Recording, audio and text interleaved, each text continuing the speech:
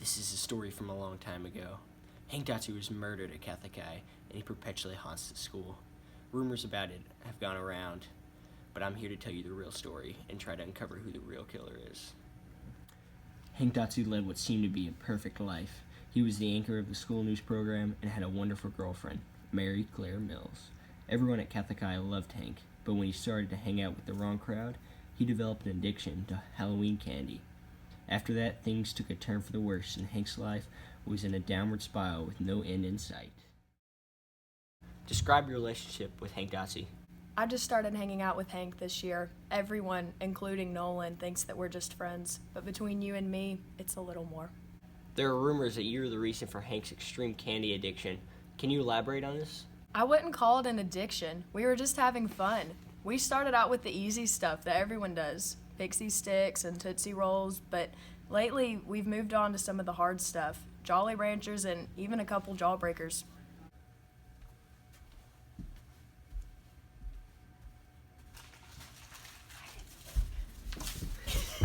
Interesting. So, who would sell you this hard candy? It's someone you would never guess, no one you would ever suspect. He lurks in the shadows, and sometimes you forget he's there. It's Gray Greenwell. We've gotten Hanover Street out of the way, but now we're with our second suspect, Gray Greenwell, on day 2 of interviews. I know that Hank hung around with Hanover Street, and they were doing hard candy often when he died. You wouldn't know anything about that, would you? No, I go alone. I don't get into all that hard candy stuff that they do. Well, I mean, I used to sell it on the side, but I avoid that now. So you've never sold hard candy to Hank Dotsey? Hank Dotsey? You mean the dead Hank Dotsey? No, never. Are you sure about that? I have video evidence showing you dealing him hard candy and him dying soon after. Sounds suspicious to me. That's 2 suspects down and 4 to go. As Hannah and Hank's friendship deepened, Hannah's boyfriend Nolan Clark soon grew jealous. So babe, sure you and Hank don't have anything going on? I don't know how many times I have to tell you, you're my hero, Nolan Clark. Don't So- worry about it. I just want to make sure you aren't stepping out on me with that wimp. Sup, shorty? Hey, oh my gosh! So tell me about your relationship with Hannah and your beef with Hank. Beef? That's selling it short. Little guy tried to steal my girl. He'll pay. So you would have a legitimate motive to kill Hank? Of course. Let's just say he's lucky that he's dead. Alright then, so you said that Hannah and Hank had more than just a friendship? Oh, no doubt. That little rascal thought he was smooth and stole my girl.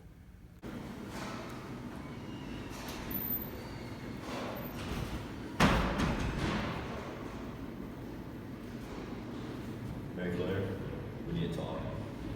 Mary Claire, how would you describe your relationship with Hank?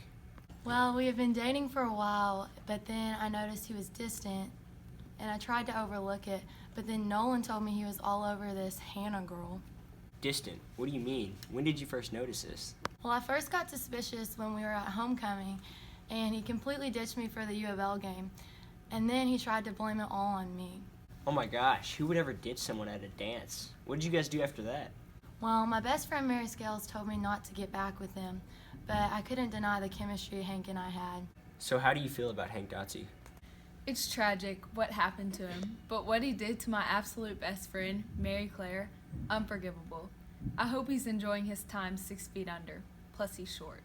So you really would do anything for your friends? Anything, as long as it doesn't involve eating mayonnaise. That stuff is nasty. And if someone hurt your friend, you would want to hurt them back, wouldn't you? Absolutely. If someone laid a finger on my girl, Mary Claire, I'd be on them in seconds. Oh, and if you're asking if I killed Hank, I didn't. Okay, well thank you for your time. We're down to our last couple interviews, and we haven't found any leads yet, but I'm hoping these guys will lead me right to the mystery. So Cody, can you tell me anything about Hank Dotsey's murder? Listen, man, I got practice. Can we speed this thing up? Alright, so would you say you have a problem with Hank Dotsey? Because I saw you push him in the lockers. Of course I do. The little punk was in my way. So do you have any real reasons why you don't like Hank Dotsey? Yeah, one, he's short.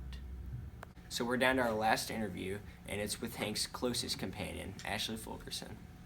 I mean, I'm just so upset that he's gone. He was my co-anchor, like my other half, my everything, and I just don't know what I'm going to do without him. So do you know anything negative about Hank? And could you think of anybody that would want to kill him? I really have nothing negative to say about Hank. Everything about him's great. And as far as the killer goes, I can think of one person. I think you were there. It's a story from a long time ago. Alright guys, I've given it a lot of thought, and I've finally figured out who is going to be the Peddler News first anchors. You guys ready? Yes. Alright, first anchor, congratulations, Ashley Fulkerson. And our male anchor will be Hank Dotsey. Just forget about it. Well, thank you for your time, Ashley.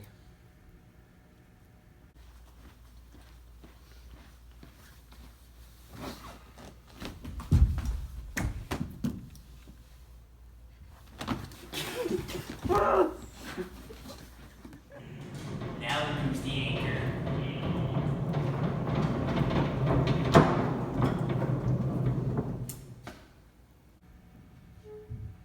Hank, wake up.